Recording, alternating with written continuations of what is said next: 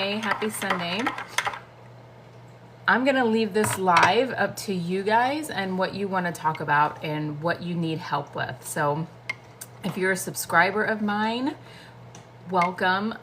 We can start having a chat to help you with your health goals. Like give you a plan of action, right? Give you a plan of action. I am a 15-year emergency room nurse and a primal and ketogenic health coach. So if you need some guidance, we can have a conversation. All right, welcome you guys. Welcome. So if you have any questions about health related anything, hi Ram, hi, hello. I am a 15-year emergency room nurse and a ketogenic health coach. So if you need help with getting off a lot of these chronic medications, so I see polypharmacy in the emergency room like crazy, and a lot of it is insulin resistance related. When will you be going through the 10 issues related to insulin resistance? I can go through them now. This is just kind of like an impromptu or whatever, however you want to call it live. I'm going to let you guys kind of guide this live for the next hour. So if you have a specific question about insulin resistance, I can go through that. I have a little whiteboard here. So when you're insulin resistant, that just means that your cells are not responding to insulin anymore.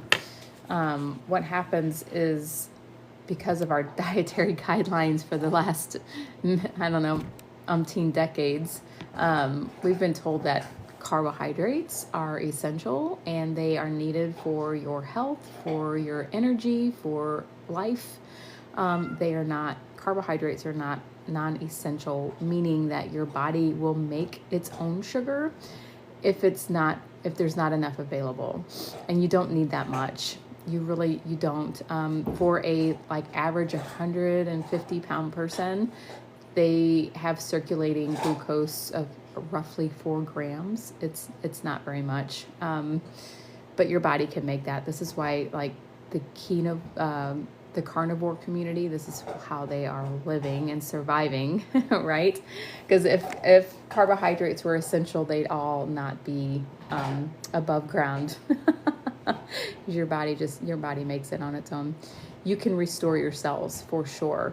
They just need to heal. They need time to heal and get sensitive again to insulin. This is the solution to prediabetes and type 2 diabetes. That's the solution. You have to get your cells sensitive again to insulin, because right now they are resisting insulin. Insulin's job is to control your blood sugar, to bring your blood sugar elevated, to bring it down to normal. So you need normal blood sugars are 70 to 99. That's textbook. If you go over that 99 on your blood sugar, your body responds to that to bring it down. It's a stress response. Sugar is the primary fuel source, not because it's the best fuel source, it's because it has to be taken care of. So that's why it's the primary fuel source. It's not because it's the best fuel source, right? And that, eating carbohydrates, the abundance that we do, is causing the resistance, because insulin is constantly knocking on the cell's door, constantly, all the time. Over time, think of a noise that you hear constantly. You don't hear it anymore. It's not as strong. You're not as sensitive to that noise. This is what happens at the cellular level when insulin's constantly knocking on the cell's door to bring sugar, your carbohydrates, in there for energy. Cells stop responding. They just stop listening. They don't hear it as well. So then you require more and more insulin being produced to control blood sugars, because it's a feedback loop back to the pancreas. The pancreas is still getting this response that your blood sugars are elevated.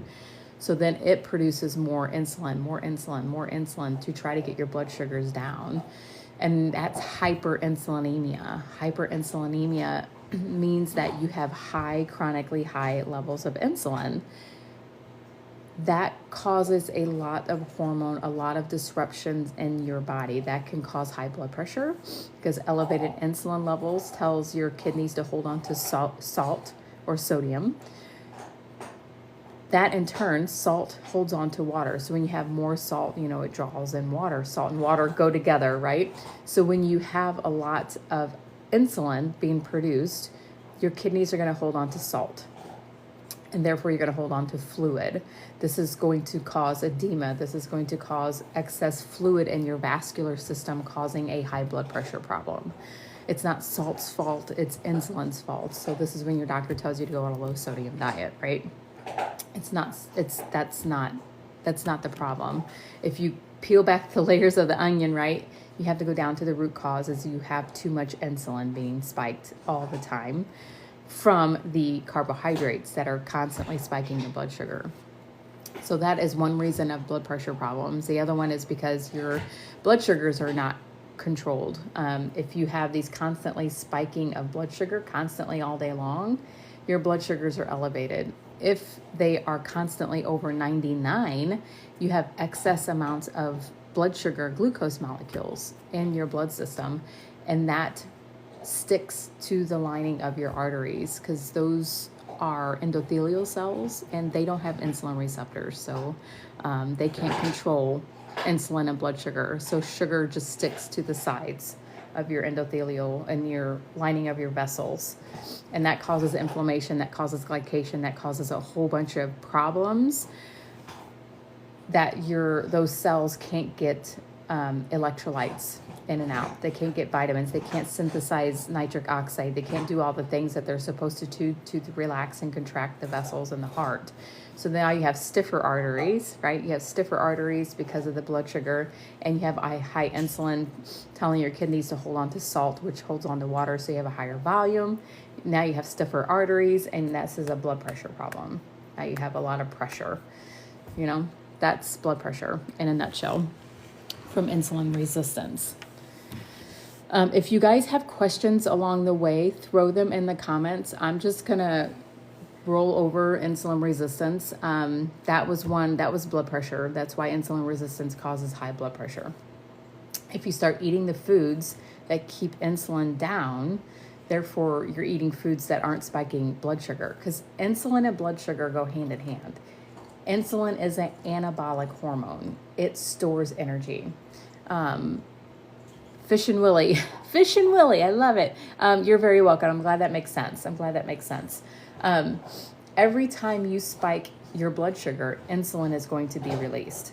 Insulin is an anabolic hormone, means that it stores, it builds up, it's storing energy. That's its job. That's one of its main jobs, is to store energy. So if you constantly are having insulin present, that means it's storing energy. This is how we get belly fat. This is how we get excessive amount of fat, of adipose tissue that's getting bigger. That's your fat cells. Excessive amount of visceral fat. That's the fat that accumulates in and around the organs. This is how we get fatty deposits in the liver. This is a non-alcoholic fatty liver. All of that is from insulin being too high, because we're spiking blood sugar all the time, right? Because insulin stores energy. That's what it does. It stores the sugar into cells for cellular energy. It will store it wherever it can store it. So it can store it in the muscles. Your muscles can hold a lot of glycogen. Your liver can hold a lot of glycogen. That's the storage form of sugar. So insulin's job is just to control your blood sugar, to bring it down to normal, which is at 70 to 99. If it'll do whatever it can to do that. So if it's taking it to the liver's turning it into fat, the liver's storing it as glycogen, the muscles are storing it. It's just, it has to happen. You cannot have high blood sugars for a long time. If you have elevated blood sugars for days, weeks, months, if this is constantly getting bigger and worse and worse and worse, if they're not controlled, because insulin can't get it into the cells, it can't be stored anymore. Maybe your pancreas is wearing out. It's I can't produce any more insulin through these beta cells. I can't do it anymore. Your sugars are elevating. This is very, very dangerous, because that is when people come into the emergency room. I see them as an emergency room nurse, and they're in diabetic ketoacidosis, which is a metabolic acidosis. You're very, very acidic, and it's causing all kinds of imbalances in your body, especially with electrolytes. That is very dangerous. It's life-threatening. You are in the ICU until that is fixed. So that is why your body really tries to control your blood sugar. So every time you spike your blood sugar, it's basically a stress response to your body to try to get that under control, because it can't be elevated for too long of a time. So that over time, if you're constantly spiking blood sugar, let me mirror this. Please remember to explain that every diabetic is different. Yes, so there is different diabetics, type 1, especially type 1 versus type 2. So type 1 diabetics, that's usually a genetic situation where your pancreas isn't making insulin, so you have to inject insulin externally. Basically, the difference there is type 1 diabetics have to do the math where the pancreas on a type 2 or anybody else, the pancreas in your internal system does the math to produce the insulin that's needed. Whereas a type 1, you guys have to calculate how much insulin you need by the carbs that you're eating and inject it to control the blood sugar. So, but type 1s can still become insulin resistant over time because the cells can stop responding to the insulin, and then you're going to require more and more insulin, higher doses, stuff like that. So there is a big difference. There's a lot of different types of diabetics as well. But the type 2s, pre-diabetes, type 2 diabetes, those are all diet-related conditions. That's lifestyle and diet. Diet's the big one because we need to control the blood sugar. That's lifestyle and diet. Diet's the big one because we need to control the blood sugar, the carbohydrates that are coming in. We have way too many carbohydrates coming in.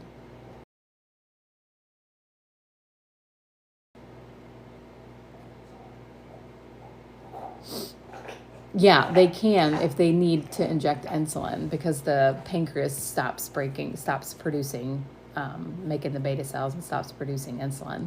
Yeah.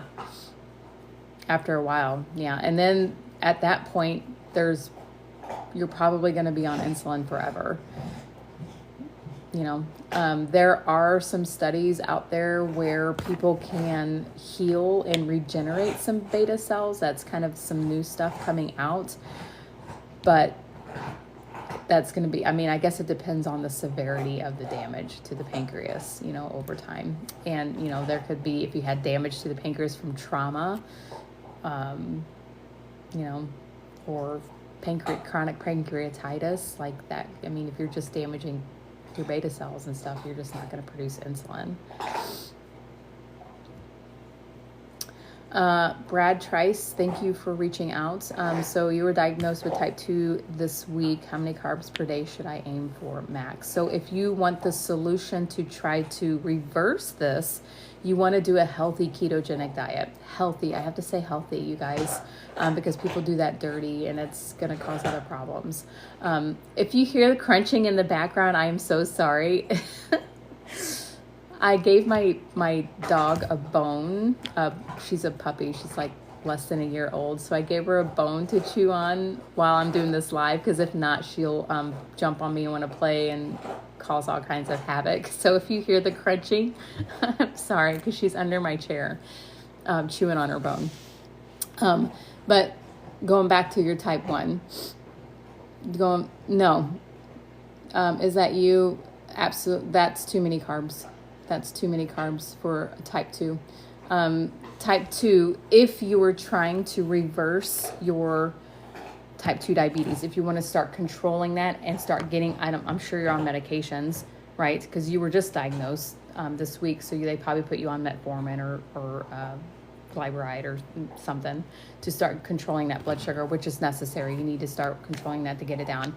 But change your lifestyle, change the way you're eating. So if you do a healthy ketogenic diet, that's going to keep your insulin levels low and your blood sugar stable. So the max carbs per day, total carbs, is going to be 50 per day, not per meal, per day. This is going to allow your cells to start healing, to start not listening, because it's not listening to insulin at all. Your cells are resisting insulin because of the excessive amount of carbohydrates and sugars you've probably been eating for decades. You're not the only one, right? I've been there. It sucks to be insulin resistant. But to get your cells sensitive again to insulin to function appropriately, you have to keep insulin levels low. Therefore, you have to keep blood sugar stable, and you have to eat the foods that stop spiking the blood sugar. You have to stop spiking the blood sugar. So that is going to be a total for the day of 50. If you're doing net carbs, which takes out fiber, because you want fiber in your diet, that's going to help support the liver and the gut, that's 20 grams. This is healthy. You have to do it in a healthy way. I have a free ebook that has a list of foods and sample meals if you want to grab it. It's up here. If you go here, that takes you to my TikTok profile. There's a link up there. You can grab it. You're going to eat fiber in the form of above ground vegetables. You're going to eat healthy fats, healthy fats, because fats is going to be your new primary fuel source while your cells are healing. So you need fat, but you have to do it in a healthy way. I don't want you to go out and eat bunless burgers from fast food restaurants and bacon every day, all day, and go to the store and get all these keto friendly processed foods, because they are not bringing in nutrition. You have to bring in nutrients. This is where people get into trouble when they do keto dirty, because they're not bringing in nutrients. They're bringing in a lot of unhealthy saturated fats. They're bringing in a lot of highly processed meats that are from fast food restaurants.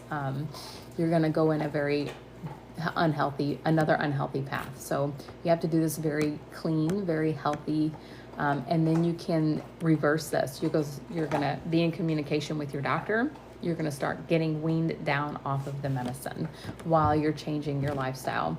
If that was John, I'm sorry, I forgot your name. Brad. So Brad, when you go to your doctor, the next time you go to your doctor, or if they can add it on, I don't know when you had your labs done, but ask for a fasting insulin test. Fasting insulin. Thanks for the love, you guys, and thanks for joining. You, I love the love. I love the communication. This is great. The fasting insulin test is going to show how high your insulin levels are, because that's the issue. You need to start weaning that down. So as your A1C is going to start improving, your A1C is an average blood sugar of 3 months. So as you're controlling your blood sugars for the 3 months, right, you're controlling your blood sugars because you're doing ketogenic diet, very healthy. You're keeping your blood sugars under control. That's going to help with that average A1C when you go get that checked again. Ask for a fasting insulin, because once your A1Cs get down to that normal range where you're out of prediabetes, also you're out of that range, you still want to track your insulin levels to make sure that they are coming down to a normal level, which is less than 5. That's where you want it. That's a lot of functional medicine doctors really want you down to 5 or below on your fasting insulin blood test. So check that so you can keep doing a healthy ketogenic diet until you get those insulin levels down to a normal range. And then you can come off a strict ketogenic diet very carefully, in a healthy way. You're never going to go back to eating the way you were eating before. Just get that out of your head. You're never going to go back to that. You're never going to go back to that, because that's how you got into the predicament that you're in, right? So we have to come off of this in a very healthy and safe and strategic way that fits your lifestyle. I teach this in my course. I have a 21-day keto kickstart course. If anybody's ever interested, it's up there. You can get more information on that as well, or just ask. You want to come off a strict ketogenic diet eventually. You don't have to stay on it forever, and I don't prefer people to stay on that forever, because I want you to be metabolically flexible. I want your bodies to understand how to use insulin, how to use carbohydrates appropriately, how to use fats. This is a normal human. A normal human, healthy metabolic person switches from carbs to fats and uses a combination of both whenever it needs to. Right now, if you are insulin resistant, you are stuck in a carb dependent mode. Your body is trying now. If you are insulin resistant, you are stuck in a carb dependent mode. Your body is trying to rely on sugar, where you're eating a lot of carbohydrates all the time. So your body is just processing this sugar. It has to prioritize that to do something with it. So it's stuck over here. So when you stop bringing that in, your body is you're forcing your body to start looking for fat for fuel, because now it's like, whoa, I don't have the sugar anymore. I don't have this carbohydrates. I'm not relying on that anymore. What am I going to do now? Now it's like, oh, duh. I mean, I was born being able to use fat for fuel, the ketones, breaking down ketones. I know this. Let's get back to that and start utilizing that, that fuel system again. Started making the mitochondria that's going to break down the ketones and use that for energy. Your stored body fat is going to start being released. The fat that's in the liver is going to start breaking down, because you want to get rid of that fat in the liver. Fatty livers are not healthy. Your liver needs to function very, very good. That inflammation, all that stuff needs to go away. The visceral fat will start decreasing back down to normal, which causes a lot of blood pressure problems, causes a lot of inflammation. It's just and then over time, once you get all this reversed, you get to your health goal, you reverse that insulin resistance, then start introducing healthy carbs again. There are carbs that are very healthy, like potatoes, sweet potatoes, whole fruits, those are healthy. Rice can be healthy. Like, we need to understand how to bring those in occasionally, not like all day long, every single day, but you can do a targeted approach, which is typically what I do. I do a targeted approach where I eat, if I'm having a carbohydrate meal, I'm going to do a weight training session that day to utilize those carbs, or some kind of high intense workout. Aura, thank you so much for the love and the likes. Thank you. You guys are amazing. I'm going to make sure I didn't miss any questions, you guys. Did I miss any questions? If I missed your question, throw it in the comments. You're very welcome, Brad. You're very, very welcome. You can grab my free ebook that's got a list of foods that will help you get you started for sure. So you want above ground vegetables. Like all above ground vegetables are going to have more fiber and less net carbs. So it's going to not spike your blood sugar. And then you want the healthy fats and protein. That's like an omelet. Making an omelet for breakfast, putting some whole hard cheese on there, or an avocado, scrambling up whole eggs, that's a breakfast. She's being very loud. Again, I'm sorry if you hear the crunching in the background.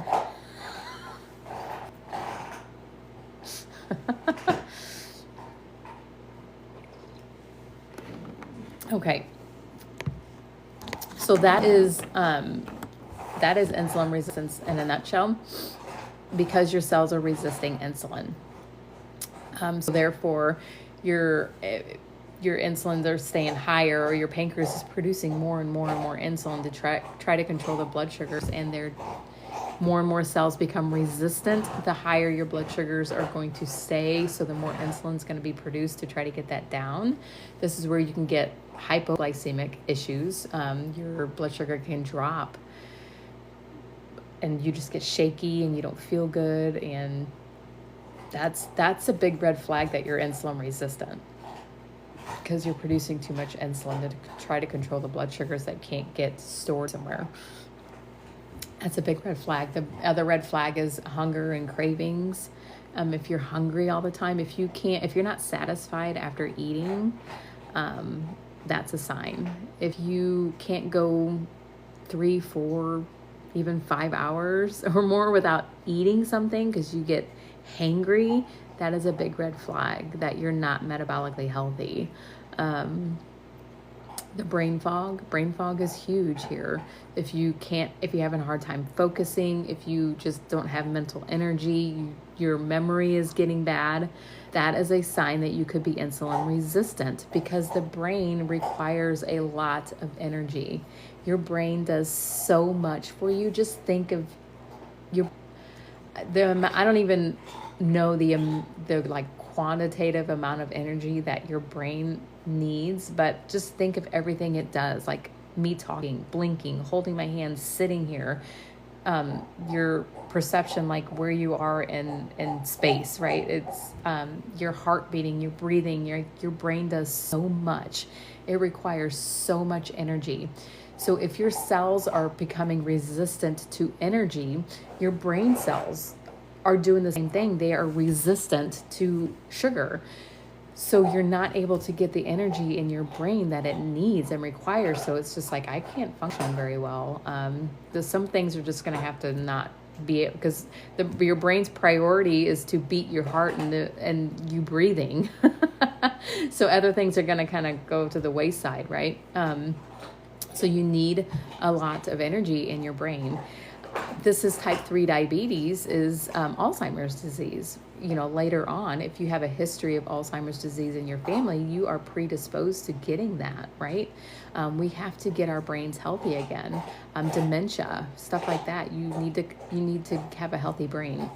Thank you for the love and the share, Deb Talk. Thank you. If you have any specific questions you want me to talk about your health, maybe how to move you forward where you're at, maybe you're stuck, maybe you're not really sure what step 1 needs to be, throw it in the comments. I am here to help you. This is what this hour is for, to help you whatever you can. Headaches, fatigue, low testosterone, allergies, gone down 75 pounds, feeling amazing, love the system. Oh, so that is all gone. I had to reread that a few times. So all that's gone. So you're probably are you on the feel good system? I don't promote that. I don't promote that here. I do a natural, healthy, ketogenic lifestyle to help you fix your health, your cells naturally. But if that worked for you, that is amazing. Good job. Yeah, it can. Hopefully you are also changing lifestyle. You have to change your lifestyle also to really heal your cells, because if something happens to that supplement, if they don't produce it anymore or you can't afford it anymore, you have to think about that. Net carbs. So Aura net carbs are the carbs without the fiber. So when you look at a product and you see total carbs on the label, you see total carbs, and then below that you'll see fiber. So when you subtract the fiber from the total carbs, that's the net carbs. So the net carbs is what causes the blood sugar spike. So the things that won't cause that is fiber, and if you have sugar alcohols or something in that carbs, those don't cause a blood sugar spike. So when you take the sugar alcohols and the fiber out of the total carbs, that's your net carbs. That's the amount of carbs that are going to cause the blood sugar spike. Does that make sense?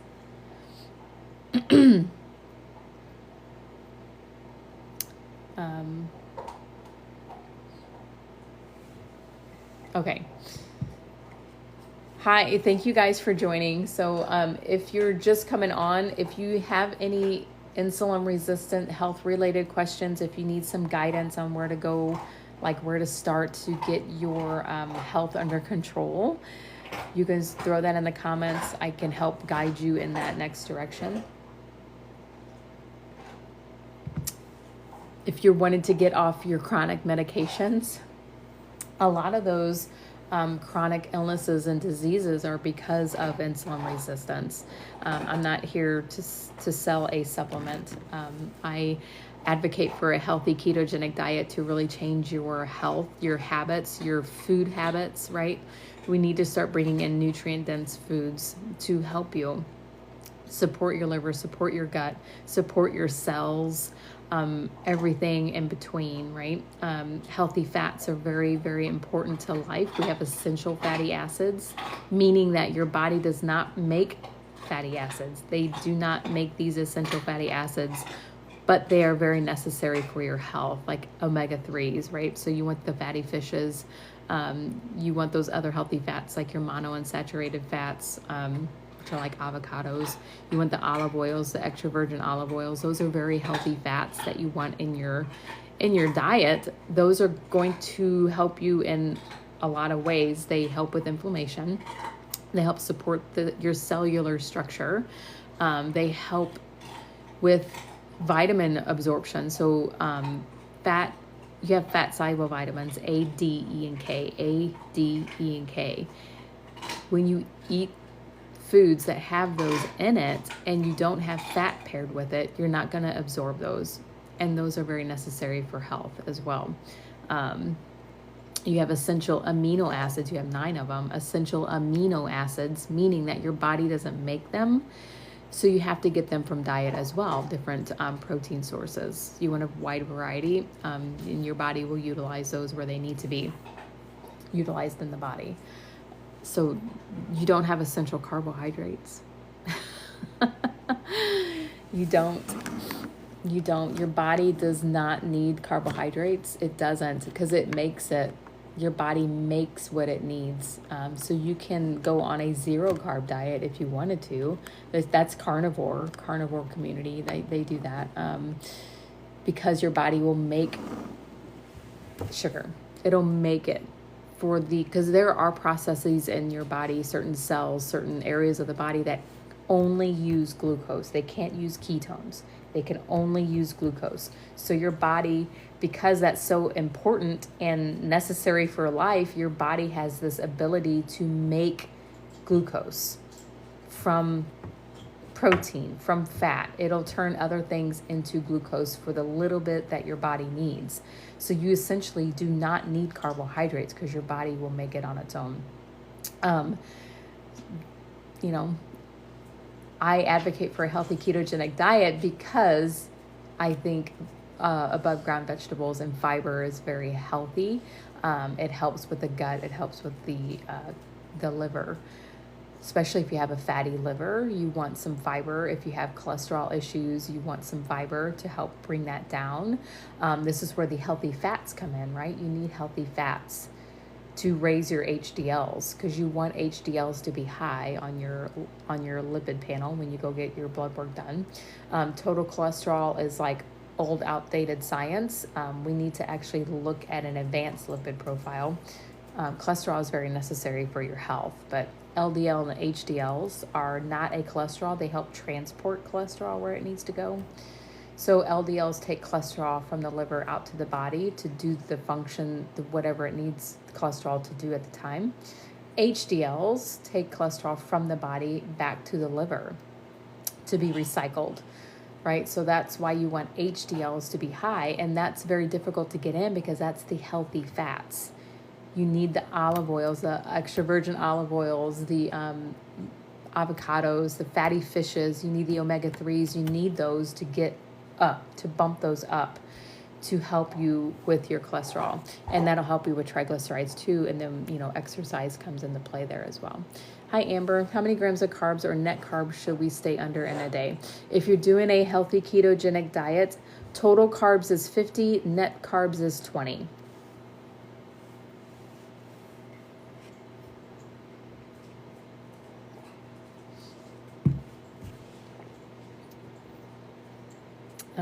Hi, Bonnie.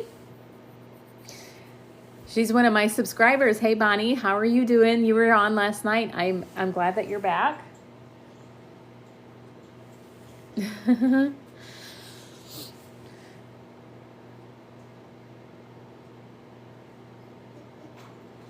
All right. Thank you guys for joining. So, we are talking all things insulin resistance, what that causes, the issues, the chronic conditions that can cause in the body, and how to reverse that with a healthy ketogenic diet.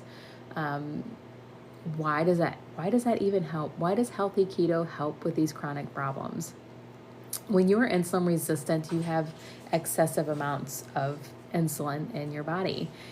That insulin causes a lot of problems. It's like a downstream effect of issues in the body. Hi, Bluey. Bluey's back.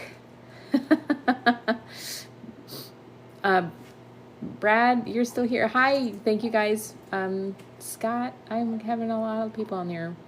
Okay, if you guys have any questions, I love it when you're here.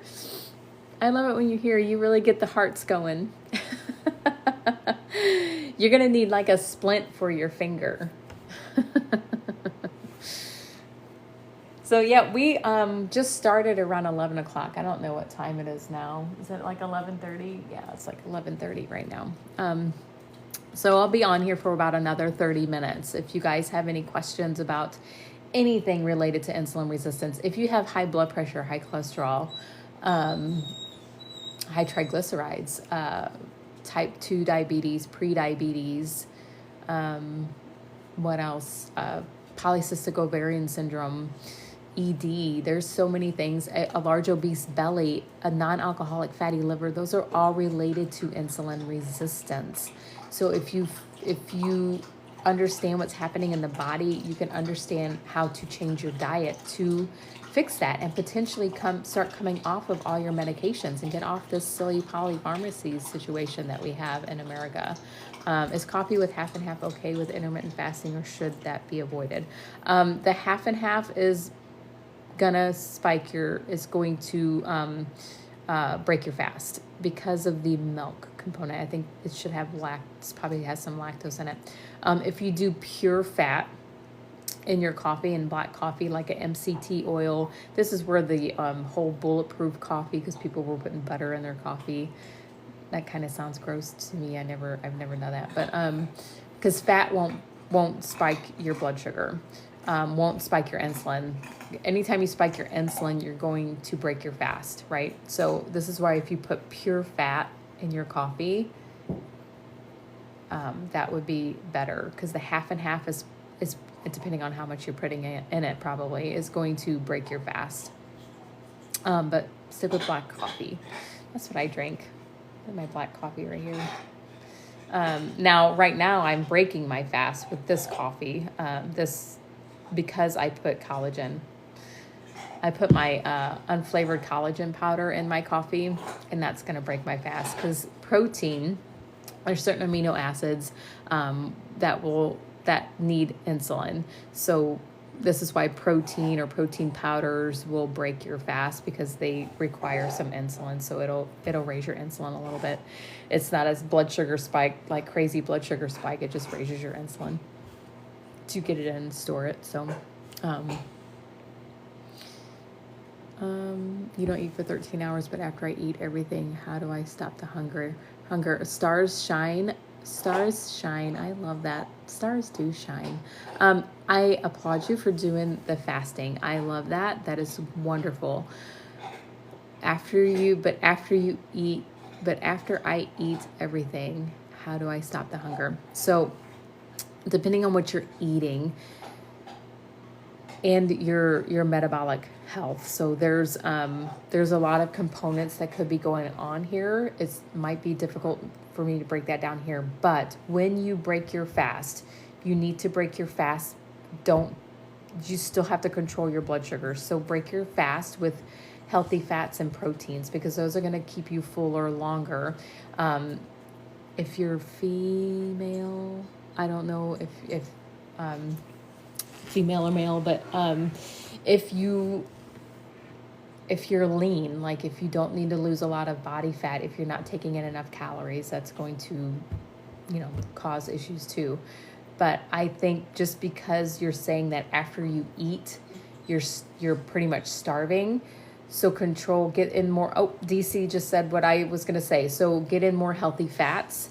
Those are going to help you stay fuller longer, and the protein. So make sure you're combining both of those, right? You need to combine. That's like an omelet. That's like maybe a big colorful salad. Put some olive oil on there and some avocado and cheese. Get in the protein like the steak and asparagus for dinner, stuff like that. So make sure you are still not like consuming all these carbohydrates, because you're still spiking and dropping, which is going to cause the hunger and cravings. If you're not eating enough, healthy fats and proteins, that can make you hungry also. So that could be your reason, I bet.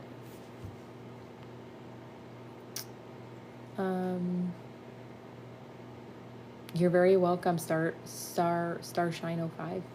I'm having hazelnut and almond in my salads. Is that okay? Hazelnuts and almonds in your salad? That should be fine. Unless you're putting a gob of it in there. Sprinkling a little bit in there is fine. Just watch the amount of nuts that you eat throughout the day. So this is where another issue can come in, is when, if you are relying on, because most nuts are keto friendly. So for the snacking, people rely on eating a lot of nuts, which can cause issues, because some nut like almonds can have can block nutrient absorptions like minerals and stuff. So you just want to make sure you're keeping at your serving size. So if you're sprinkling a little nuts on your salad, no big deal. It's a healthy fat. Yes. So DC, very, very, yes. Lean meats are not going to keep you satisfied and satiated. With the lean meats, when you get a fatty piece of meat, just make sure, if you can, this is kind of where I differentiate with the meats, is when you don't get a healthy meat, like from a healthy animal. So when you eat 100% grass-fed beef, that cow was fed 100% of the time what it was supposed to eat, like the grass, the things that it's supposed to eat. Because when the animal eats what they're supposed to eat, and they're healthy and they're out in nature and they're not stressed and all of these things, they don't produce a lot of cortisol. They don't produce a lot of inflammatory fats in the fat of the meat that you're eating, right? So if you don't know where your meat came from, if it's, wherever you're at, if you're not sure if it doesn't say heritage raised, 100% grass fed, pasture raised, wild caught, like stuff like that, then cut the fat off of it, because typically a lot of that it'll get concentrated into the fat of the animal. So really try to, a couple things to one, support those farmers that are doing a good job. I really try to not purchase the CAFO cows and stuff like that are in grain-fed lots and aren't healthy and they're not being treated right. So when you, that's just a side note for me and my sanity, to help support, and that goes for all food companies that don't give a shit about your health, and they advertise on the front of their products, this is heart healthy, this has got olive oil in it, and it's so amazing, and all these amazing claims on the front of the package. And then you look at the actual ingredients and they have none of that. Like, they'll have a little bit of olive oil, but then it's cut with canola oil, sunflower oil, and all these inflammatory oils. I don't give money to those companies, like the cereal company that starts with a K, right? For America, because they give us the cheaper version of their cereal that's got dyes and artificial ingredients in it, because it's cheap. But they do a different version in different countries because it's not allowed there, right? So I don't give my hard-earned money to companies like that. Anyways, that was my rant on meat. Elio, lentils are going to be high in carbohydrates. Watch your serving size. Tomato sauces, again, watch your serving size, because tomatoes do have higher net carbs. Like if you're having a cherry tomato or something in your salad, no big deal.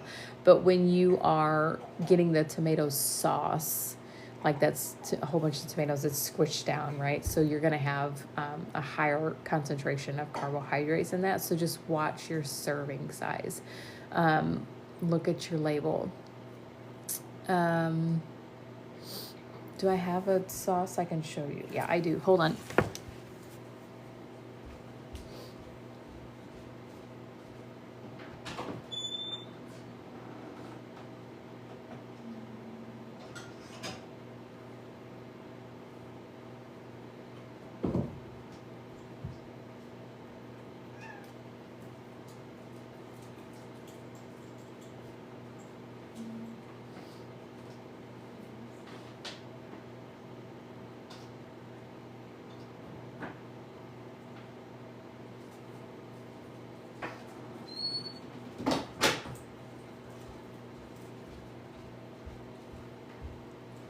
Okay. I just grabbed some things from my pantry. I thought I had black beans in there, and I guess I'm out of black beans because I was going to show you a bean example. Let me mirror this real quick. Okay, so sauces, like this is tomato paste. I don't have a can of just regular tomato sauce, but when you look at there it is. So I teach label reading in my course as well, you guys. If you want printouts and more extensive help with label reading, I have a 21-day keto kickstart course. That's one of the lessons. But so if you look at, this is just tomato paste. So you have total carbs is 7, and then you have fiber, which is great. So your net carbs right here is 5, right? So you have 5 net carbs, but then you want to look at your serving size, which is probably right here. So there's about 5 servings in this can. So 2 tablespoons of this is going to have 5 net carbs. So if you eat the whole thing, so there's 5 servings in there. So that's already going to go put you over your net carbs for the day, right? So that's 25 net carbs if you eat this whole can, right? So if you're using this in a recipe, if you're making a big recipe, right? So you're not going to eat that whole thing in one sitting. So this kind of going to spread out some. Tomato sauces, like this is the one. I have a Country Mart. I live in the country, so sometimes I don't have the best options. So this is the best one that I could find where I was at, which again, I want to show you. So this brand, and this is why I invested in this brand. I gave them money because it says it's with olive oil. But I always check my label, because there are a lot of companies that will put olive oil because they know it's healthy. They know that people want the olive oil because it's healthy, it's anti-inflammatory, it does a lot of good for your body. But you need to turn it around and actually look at the ingredients, because a lot of those companies, they're big brand companies, you'll see them, they will cut it with canola oil, which is unfortunate. So like when I read the back of this, it doesn't have, it's going to be blurry, isn't it? It's not. So that is in here. Yep. They added some sugar, so I have to be cautious. There's the olive oil. I would prefer it have been at the top, but it's not. But I'm not seeing any other rancid oils. These are all ingredients that I can pronounce and I know what they are, which is a good product. So they added sugar, which I don't like, so I just have to be cautious. So again, you're going to look at your your total carbs. So you're going to this only has 1 gram of fiber in it. So 11 grams is going to be your net carbs. It's going to cause the response to your blood sugar. And then that's in a half a cup. Right? Does that make sense? Did that help at all, Ilio? So same thing, look at your lentils. So your lentils and that tomato sauce, just make sure, because that together is probably going to bump your carbs up a lot. If you have a continuous glucose monitor or a AccuCheck where you can check your blood sugar to see the response, it's very eye-opening when you see that. So if your blood sugar is spiking over like 115, that's a spike that you want to avoid, especially if you are insulin resistant. You have to get those blood sugars down and under control. Stop producing the insulin that's knocking on the cell's door, because every time it's knocking on the cell's door, the cells are just not responding because they keep hearing it. So you have to get them sensitive again to that knocking after a while. Does that make sense? Hopefully that makes sense. Okay.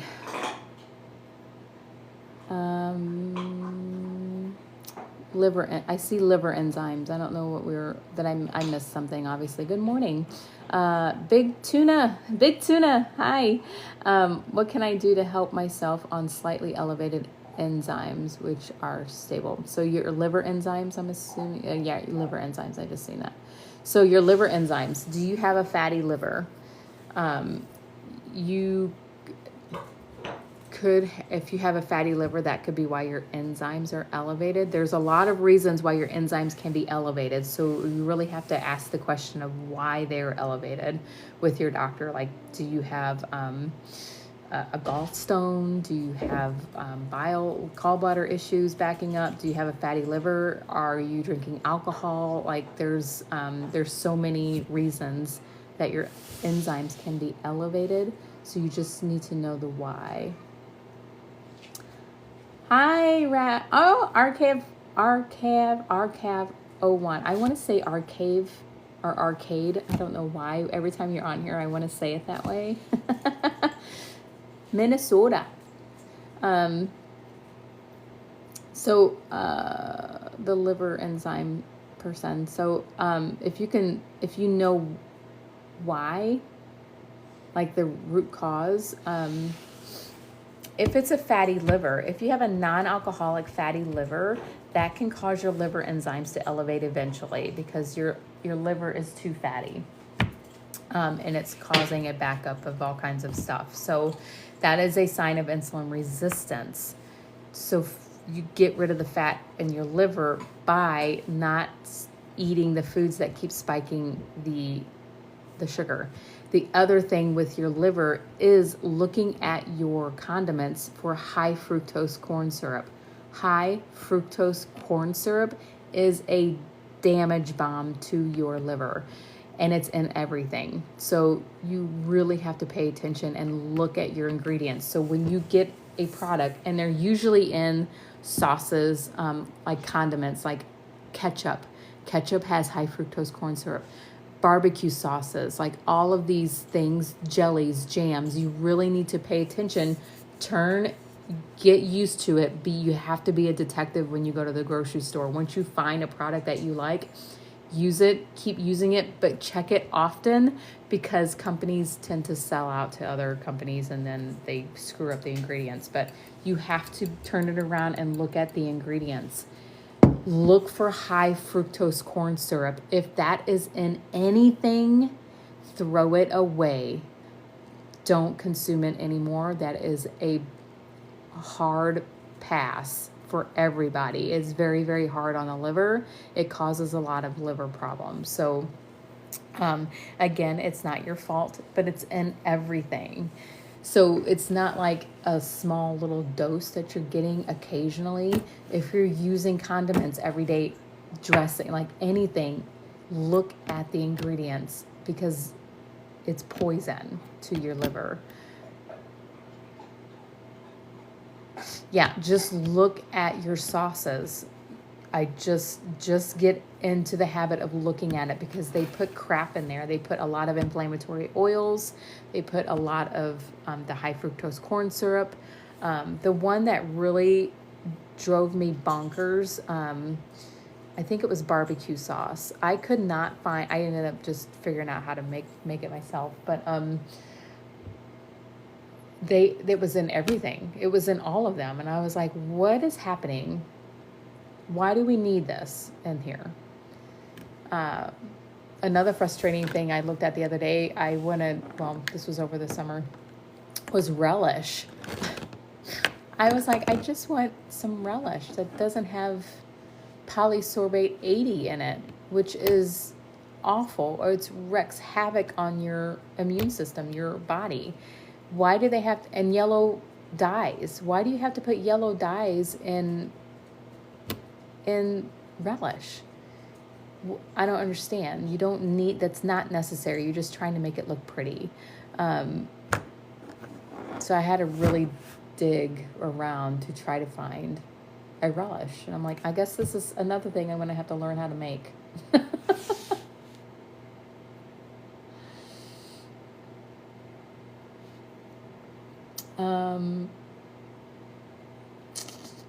I'm so glad I found you. I have struggled with PCOS, infertility, NASH, insulin resistance. That is all related to insulin resistance. All of that, Amber. If you start, you're going to fix this, right? You're going to fix this.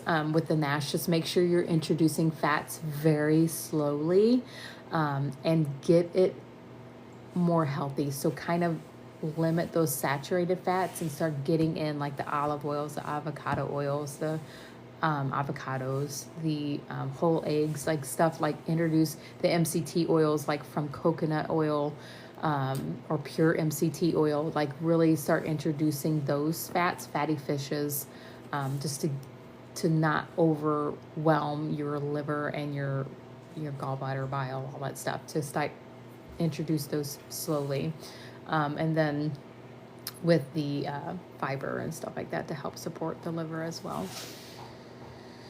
But you can do this. It takes time. It takes persistence. It takes commitment. Consistency is huge. Consistency is the key. You have to be consistent to allow your body time to start healing and regenerating, getting rid of all the fat, getting rid of all of this stuff, and really turning around and healing. Think of how long it took you to get to this situation. It's not going to take that long to get back, but you just have to be patient with your body. Your body is an amazing machine that will heal itself if you give it the right tools to do it. You just have to be patient and consistent, right?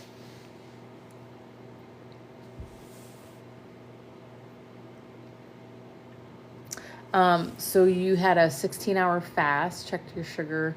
So in the morning after your 16-hour, was this in the morning, Joseph's 8? Was that after you woke up, like within 30 minutes or so? Or is this like you were up for a while and then checked your blood sugar?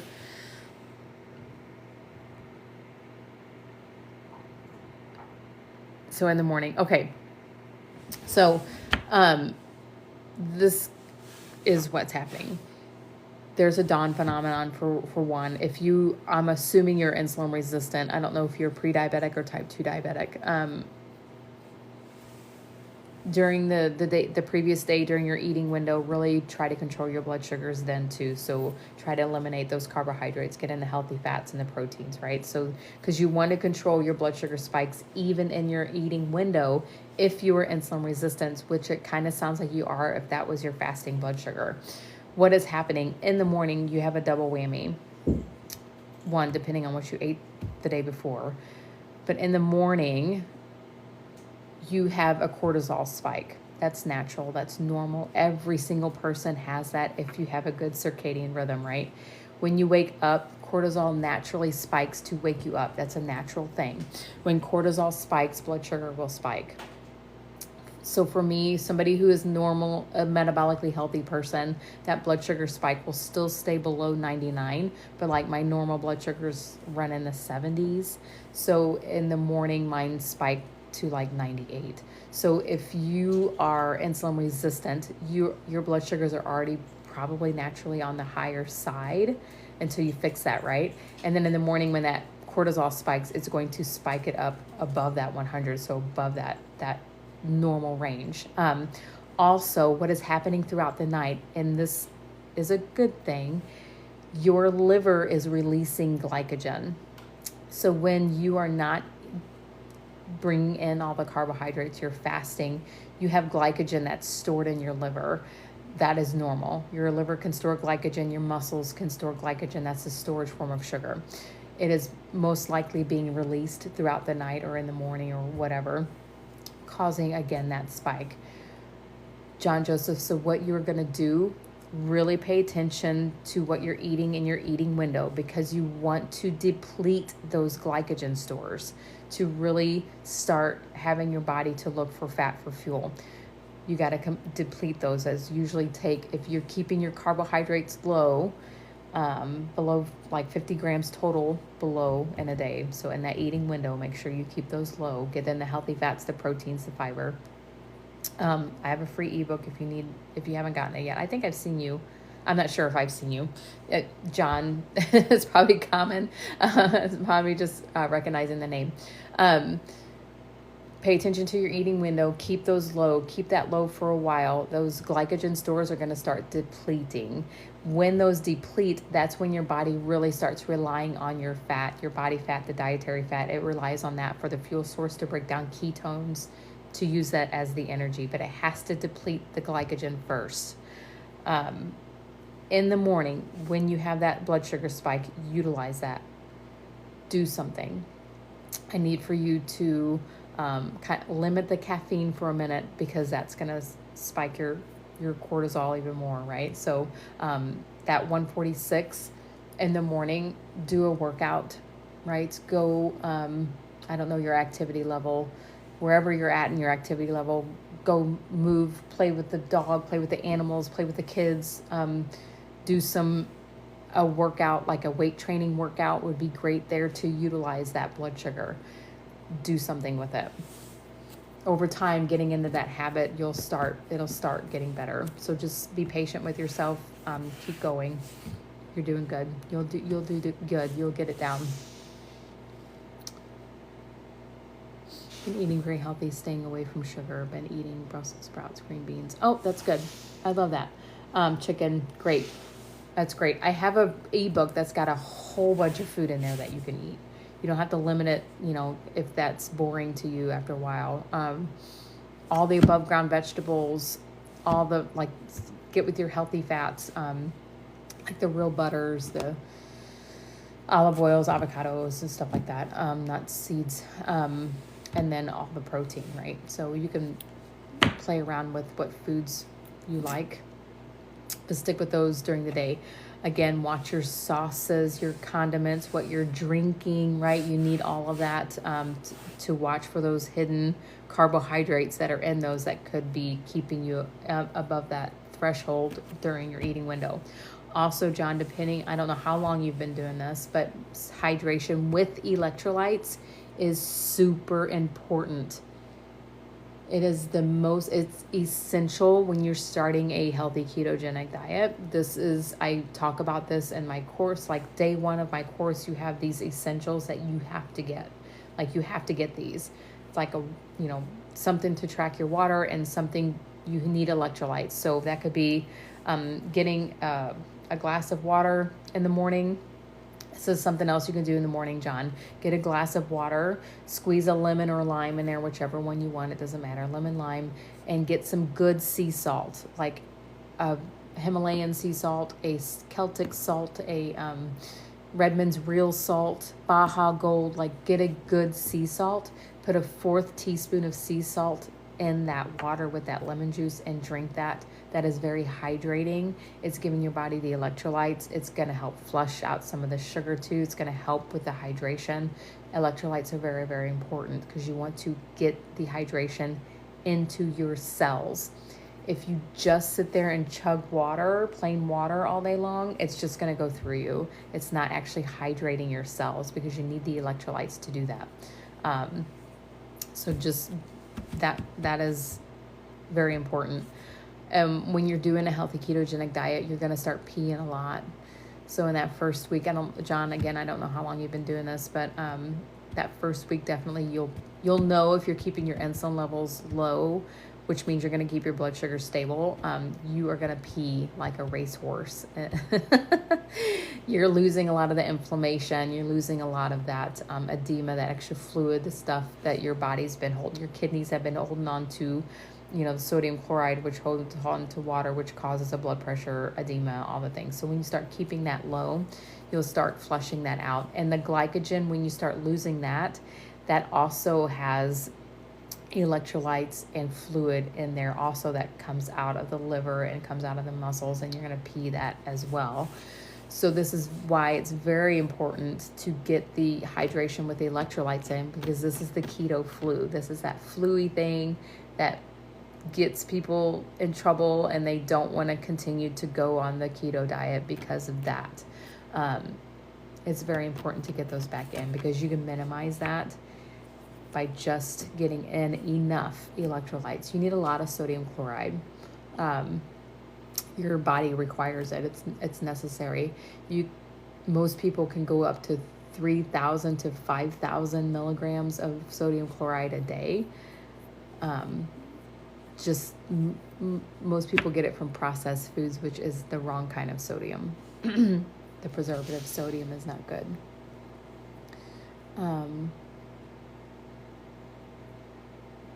55 calories would be hard. What do you mean by 55? A week and a half, no sugar and fasting, eating vegetables first and protein. Sounds amazing. So yeah, if you're peeing a lot, you'll know you're keeping your insulin levels low. John Joseph 8. Make sure you're getting hydration with electrolytes in. So use sea salt liberally on your food, right? And the hydration, drink that drink in the morning. That'll help you.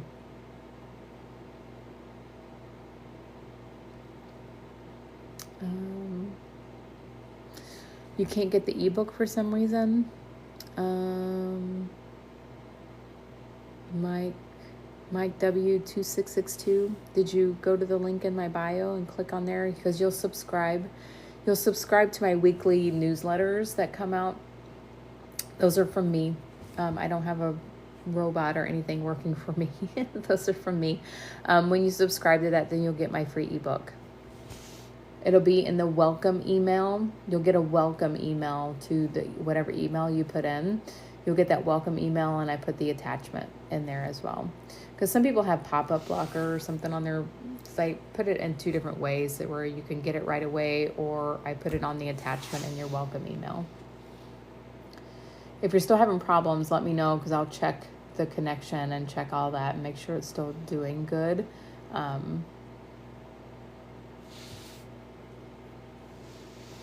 Hi, Mama Sky. Happy Sunday to you. Mike W, you're welcome. If something doesn't work, just direct message me, and we'll figure it out.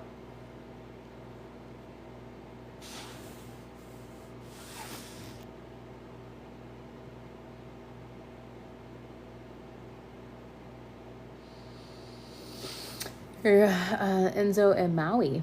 My fasting blood sugar came back normal, but they only tested it one time and didn't test my A1C. Do you have symptoms like of insulin resistance?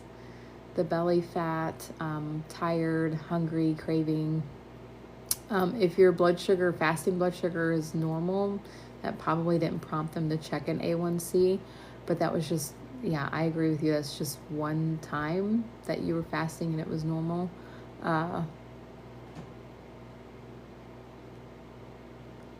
John Joseph, you're very welcome. You're always welcome back. Thanks for joining. Yeah, I don't know. You do experience some symptoms. You can ask for a fasting insulin test, because your blood sugars and A1Cs can be normal for a long time, but you can still be insulin resistant, because your insulin is high and it's still controlling your blood sugars. But if you have chronically high insulin levels, then that causes a whole host of other problems. Plus, your insulin levels are high because pancreas keeps spitting out more insulin to control the blood sugars, because they can't get it into the cells.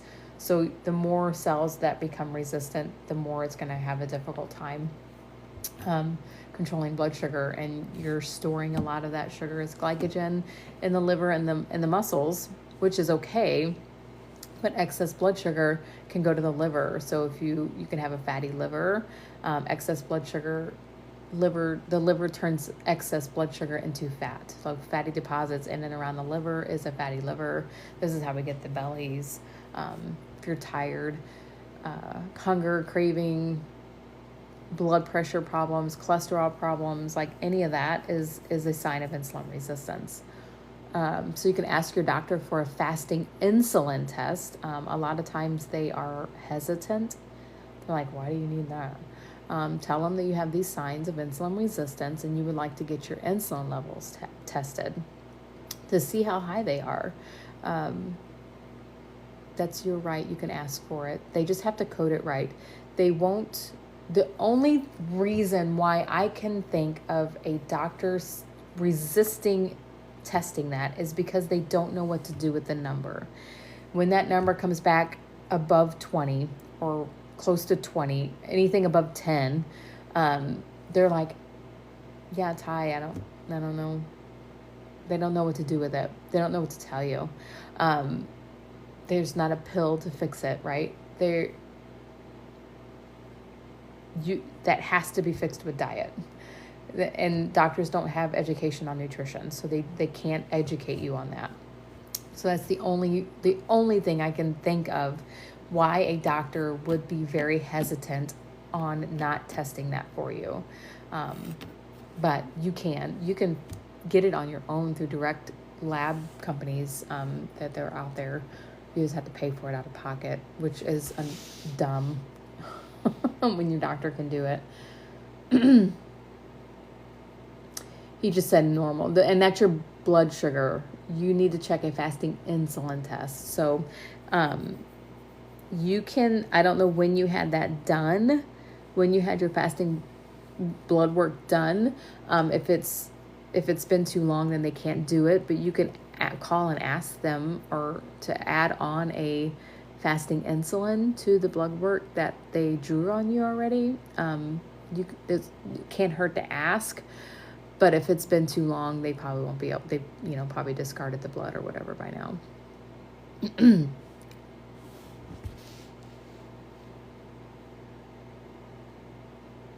Melody, you're trying to find me on Facebook? I don't have a business account on Facebook. I just have my personal page on Facebook. It'll be under my name. I have an Instagram account. I'm trying to be more active on Instagram. If you go here, there's a link up at the top of my profile. It'll show you my Instagram account.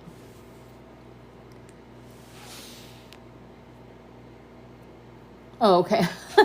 Just scroll down and you just said, I'm at Instagram. Yeah, if you go, this will take you to my TikTok profile, my picture up here. There's a link up there at the top of my profile. It's like the second. It put it as a link, the Instagram. It used to have an icon, I thought, here on TikTok, but now I don't see it. There's a link up there. That's an Instagram link. It is here's to your I think here's to your wellness, because here's to your health was taken.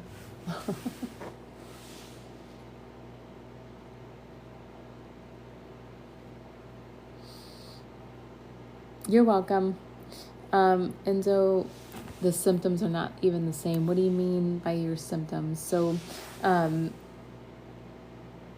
resistance symptoms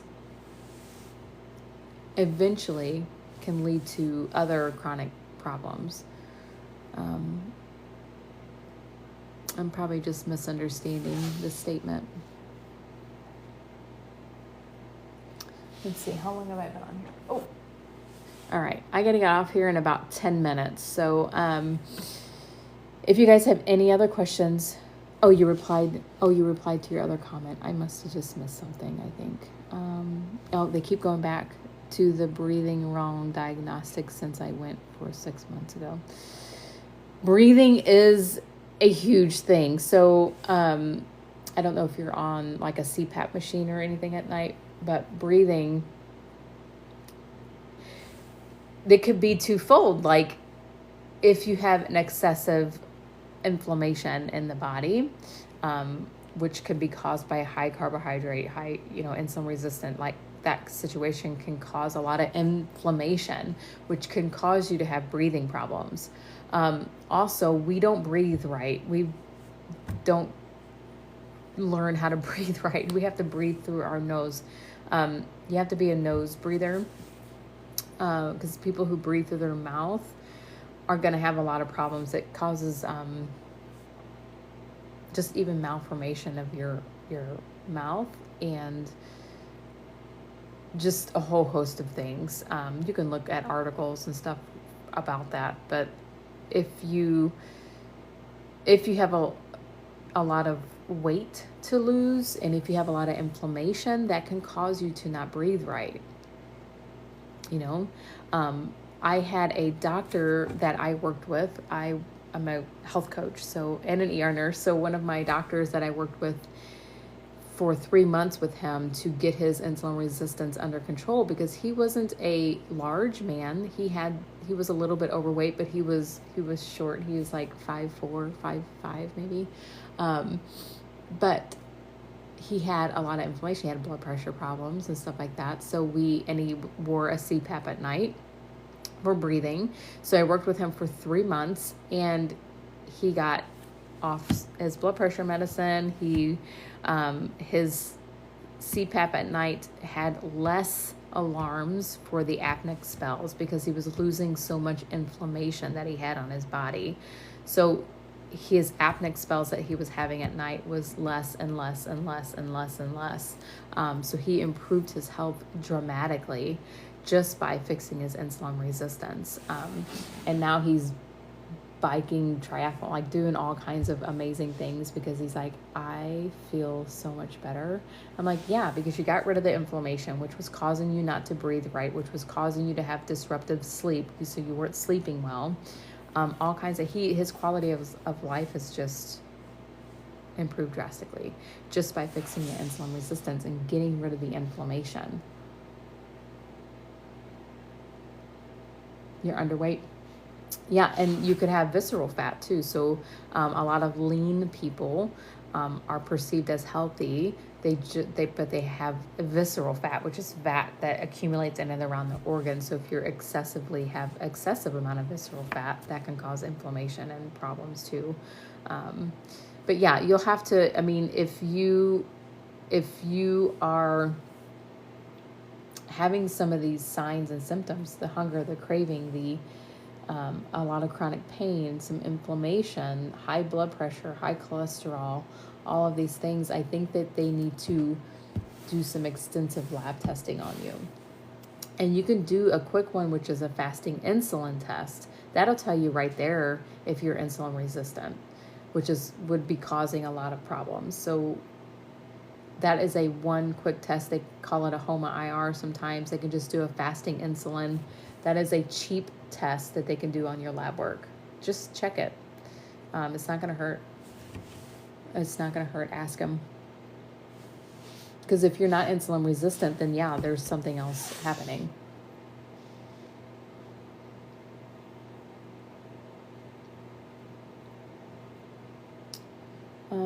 I have PCOS and insulin resistance, trying to conceive. Any advice? Sarah, before you you need to get healthy first. Sarah, are you still on here? I just seen your comment.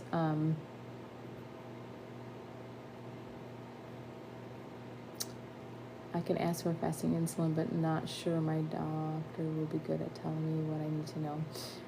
If you're fat, get a Mom of Sky, get a fasting insulin test and come to me. If it's high, this is a healthy ketogenic diet is going to reverse that.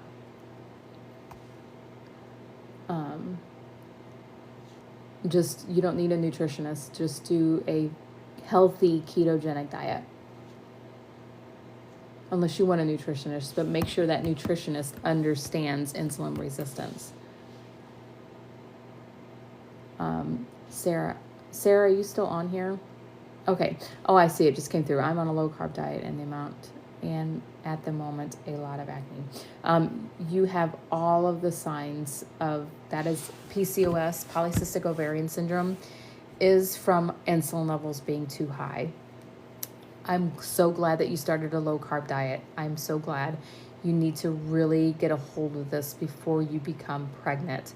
You'll actually increase your chance of becoming pregnant once you start getting your insulin levels under control. Next time you go to your doctor or your OBGYN, get a fasting insulin test done. Don't take no for an answer. Tell them I have all the signs of insulin resistance. I really want to know what my insulin levels are. Fasting insulin, not fasting blood sugar, because that's going to be normal. Your A1C is going to be normal. You're going to have elevated testosterone, elevated DHEA. All your androgens are going to be elevated, all of that because of insulin. Check a fasting insulin. Write that down, DM me, whatever you need to do, so that you can see a clear picture, like, holy shit, my insulin levels are close to 20 or above or something crazy. You need to understand that, so that way you can start tracking it as you're fixing your health. I highly suggest you do a healthy ketogenic diet. This is going to fix your insulin resistance, fix your PCOS. It's going to bring in all the nutrients that your body needs to start getting healthy, because you do not want to have a baby and be pregnant when you are insulin resistant, because you are going to have gestational diabetes, pre-diabetic, type 2 diabetic later on down the road. You need to fix this now, because you're going to bring in all the nutrients that your baby needs. Because this is going to sound harsh, but your baby, your fetus, is a parasite. It's feeding off of you for 9 months. You need to get really, really healthy. You need to have all the nutrients, all the things in place. The red blood cells, your hemoglobin, like all of these things need to be really good and really healthy, so you can support that baby that's growing and feeding off of you, right? This is very important. When you start fixing this, you're gonna be fertile. You're gonna conceive. Most women who fix their insulin resistance, they become pregnant accidentally because they start fixing hormones, and it's like, oh, I don't know. I mean, sometimes it's a very good thing, and sometimes it's like, oh shit. What is happening? Why this is causing PCOS? So polycystic ovarian syndrome is because your hormones are not regular. You have higher androgens, you have higher testosterone because of the insulin. This is what's happening when your insulin levels are elevated. This is from having decades of eating high carbs, high sugar. Your cells are resisting insulin now. You're insulin resistant. What insulin does is it controls your blood sugar to bring the blood sugars back down to normal. It does that by putting the blood sugar into cells for cellular energy, or it stores it in the liver as glycogen, stores it in the muscles, whatever it needs to do to control your blood sugars. Over time, your cells are resisting insulin because insulin's constantly knocking on the door for many decades. The cells become numb to hearing that knocking. So the cells start becoming resistant to insulin to put the sugar in the cells. So what's happening is that your blood sugars are having a harder time being controlled, right? So the pancreas is producing more insulin to control the blood sugars, because, Sarah, your blood sugars on your labs are probably normal. Your A1Cs, your fasting blood sugars are probably normal, because insulin is still able to keep up and do the job, right? That means that your insulin levels are very high to try to control the blood sugar. What insulin does at high levels, it causes your luteinizing hormone to be produced more. So it hits the pituitary gland, which releases more luteinizing hormone, which that causes havoc down at your ovary levels. There's these theca cells that are in there that mature too quickly. So this is disrupting the delicate cycle in your ovaries, because you have to go through your hormones have to be right on point, right? They have to go through this delicate cycle to produce the egg, to make a mature egg, and all the things. This is also increasing your androgen levels. Insulin does. Elevated insulin increases androgen levels also. So that's one component. Now we go to the liver. The liver produces sex-binding hormone globulin. Sex-binding hormone globulin. This binds excess testosterone.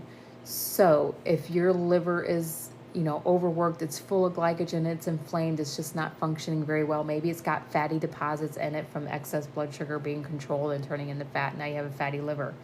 If you're not producing enough sex-binding hormone globulin, it's not binding that excess testosterone. So now your testosterones are elevated, causing the acne, causing the hair thinning, causing you to grow hair in places you're not supposed to be growing it as a female, right? Causing this, if you have a belly, you have a belly fat here. That is all the signs of PCOS.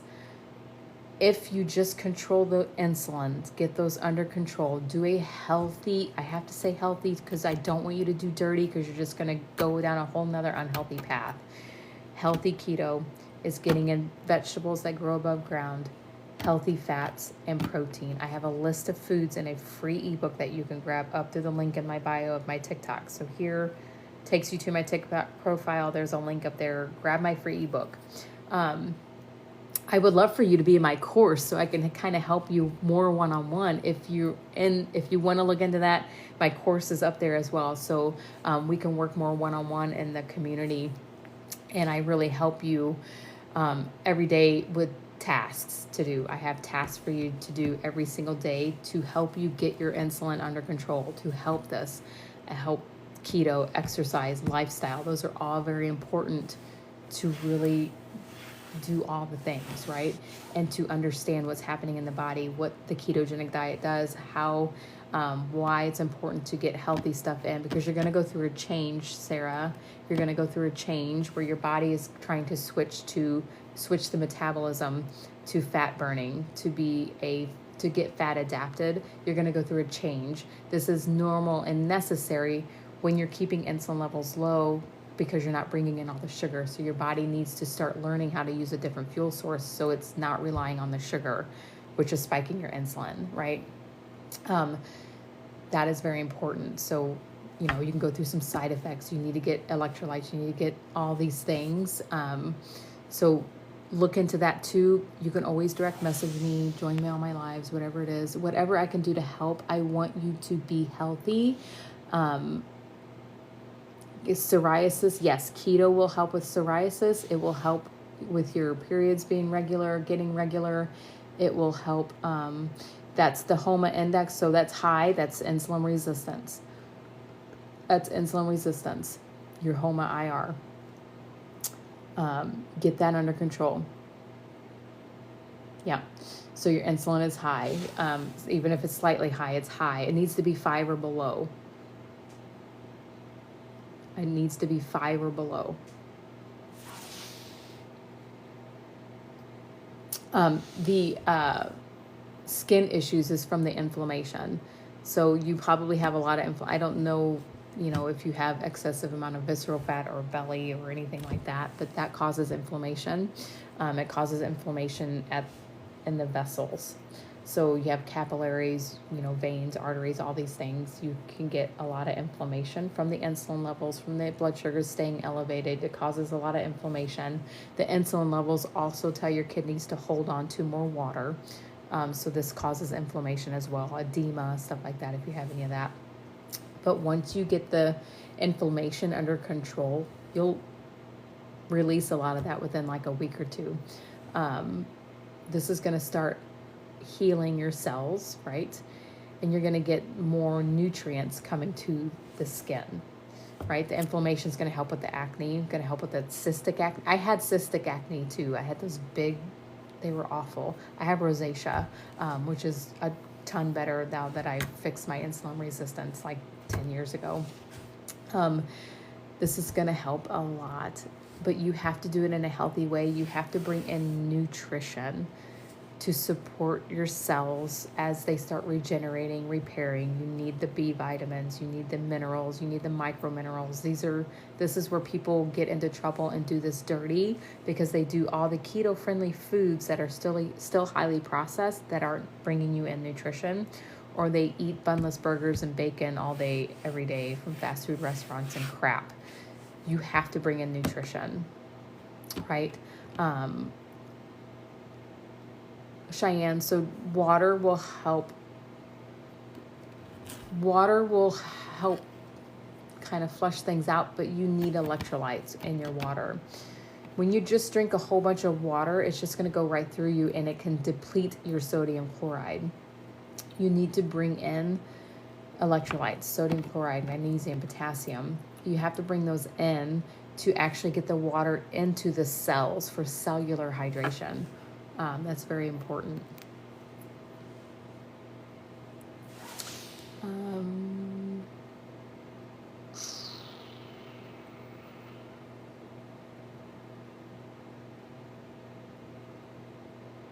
Yeah, I wonder if you have apneic spells, Enzo Maui.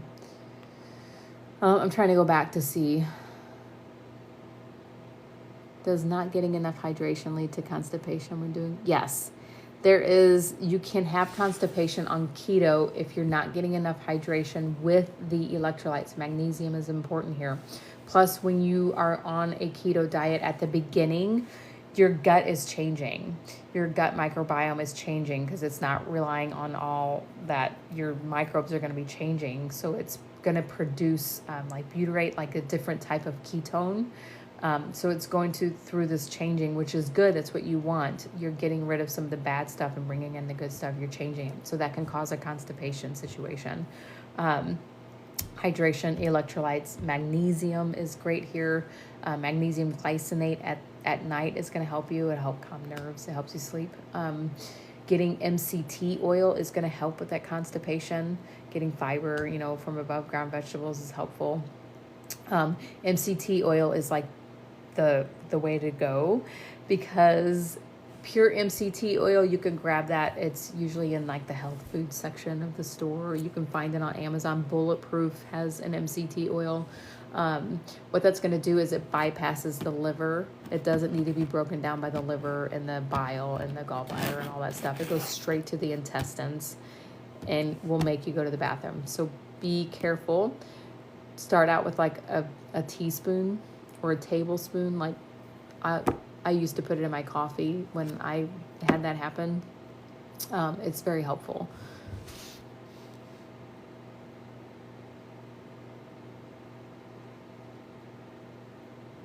Yeah, Angela, that is great. That is a lot of carbohydrates you got rid of, the flour and the rice. Yeah, that's good. Good job. Yeah, Sarah, I would love to help you. I would love to help you. I want to see you have your beautiful, healthy baby. You reversed your prediabetes, Angela? I don't know why that was silenced, but that's really good. Will drinking more water help you get rid of sugar? Oh, I answered that, I think. My gut. Yeah, your gut is definitely going to be changing. Does it align with the insulin? Yes, it can align, Enzo and Maui. It can align with the insulin if you have a lot of inflammation. Because insulin resistance causes a lot of inflammation, which in turn can cause you to have breathing problems. Or if you have a lot of visceral fat. So I know you said you were lean, but if you have a lot of internal fat, so if your blood sugars are staying elevated, insulin will take the blood sugar to the liver. The liver turns that into fat. So for some people, it'll cause a fatty liver and cause this belly. But you said you're lean, so a lot of people, instead of coming outward this way, it'll go internally and you have more visceral fat. So this is fat that is accumulated in and around the organs. So if you have an excessive amount of visceral fat, one, that causes inflammation on its own 24/7, it doesn't ever go away.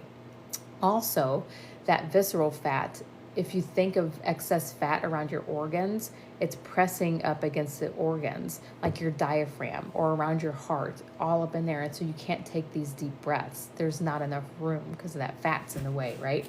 So that will cause a lot of problems and can cause blood pressure problems, breathing issues, stuff like that. You can test that. It's a DEXA scan. If your doctor won't even check a fasting insulin for you. He's probably not going to do a DEXA scan. But you can check that. What I would do if I was you, if I would really try and get a fasting insulin test done and just start a healthy ketogenic diet.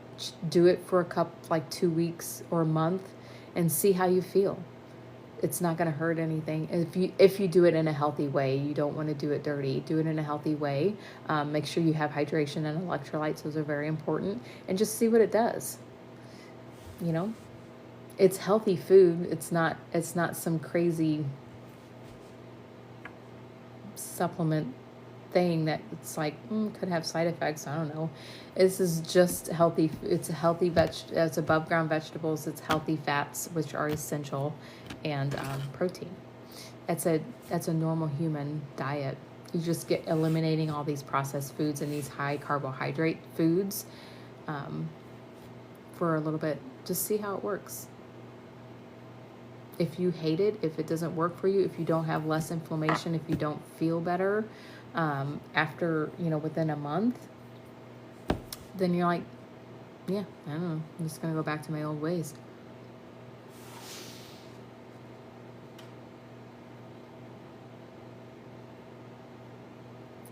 Oh, Irene, what kind of electrolytes? Great question. So I have, you can make your own electrolyte mixer with lemon, squeezing lemons or limes in water and putting a 4th teaspoon of sea salt in a 8-ounce, glass of water, or 16-ounce glass of water. The supplement company that I like is Dr. Berg has a good electrolytes, and Element, LMNT. Those are my 2 favorites.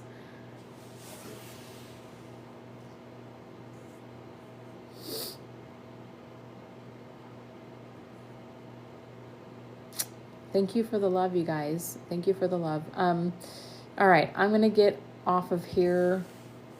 You're very welcome. If you guys have questions, you could DM me. I will be on here. I have no idea. What is the date today?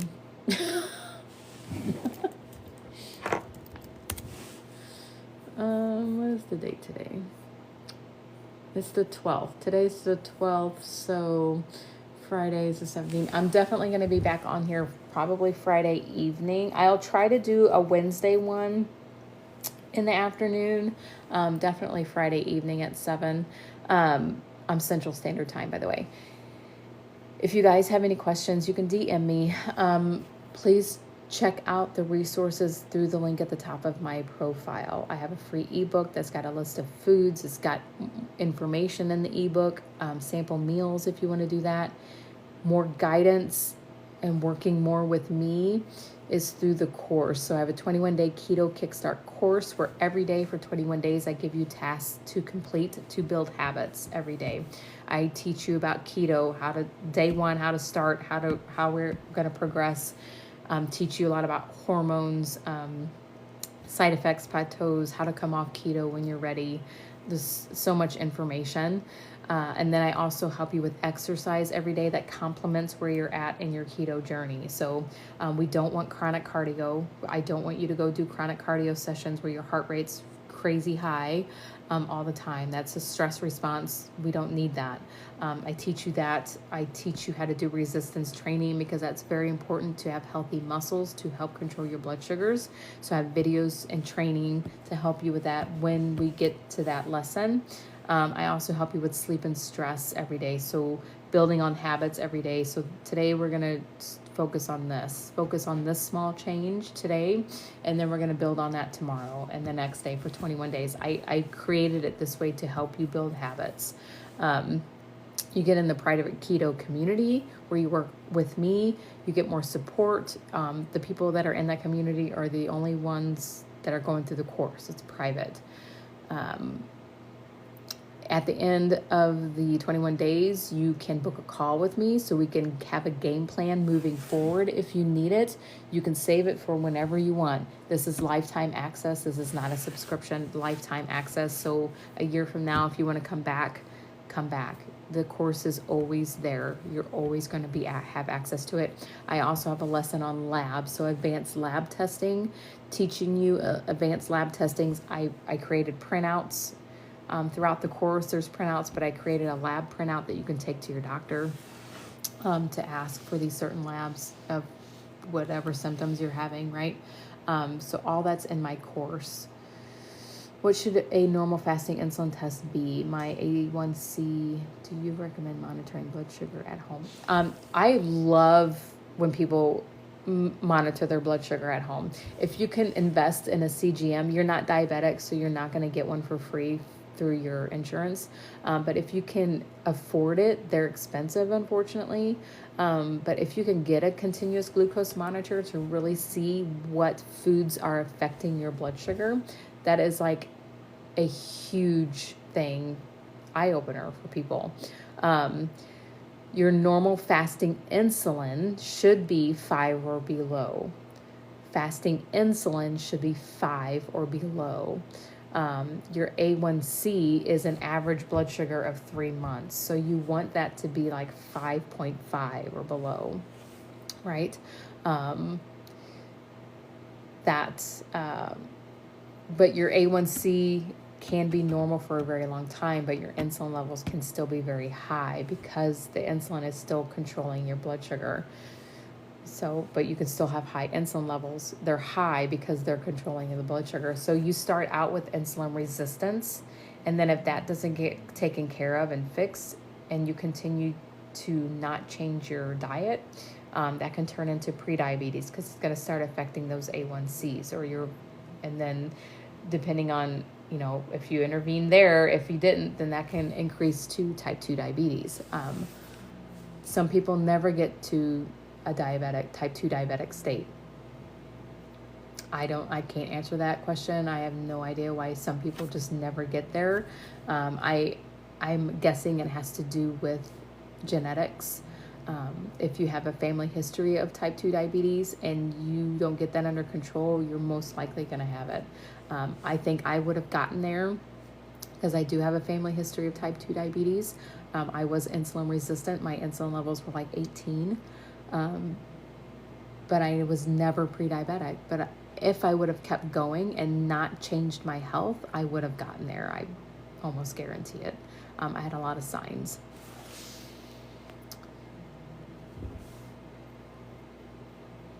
Yes, vitamin D is a huge problem. Get your vitamin D levels checked because that can cause other issues. There's a lot of stuff that vitamin D is necessary for. I can't tell you how much of a risk you have for diabetes. I can't answer that. I don't know any of your blood work. I don't know anything about you. I'm not a medical doctor, so I can't even, not even allowed to do that. So there's no telling.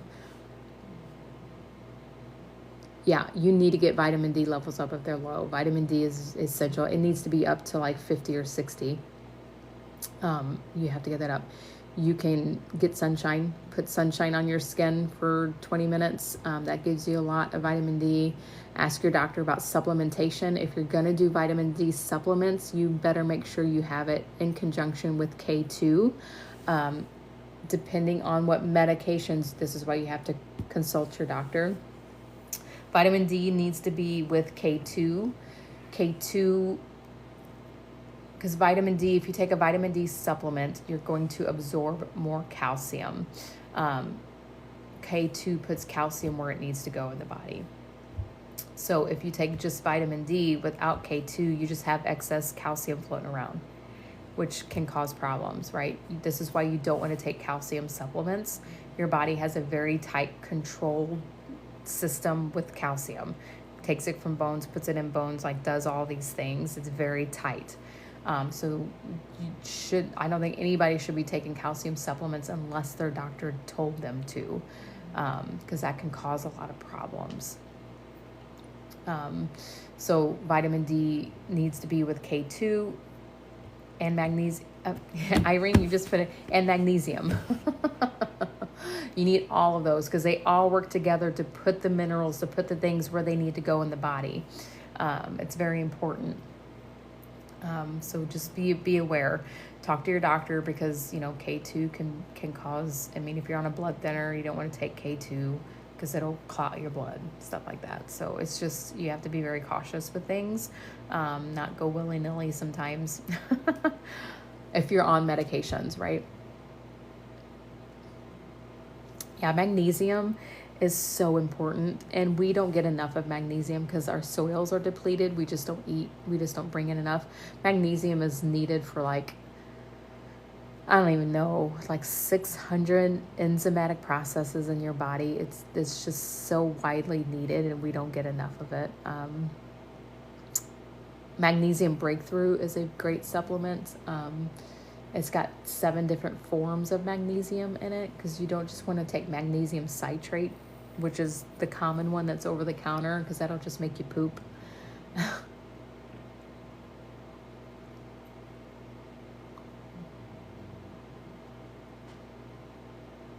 Yeah, it can be. I don't know the exact like mechanism behind it. I'd have to read and look that up because I don't remember the mechanism.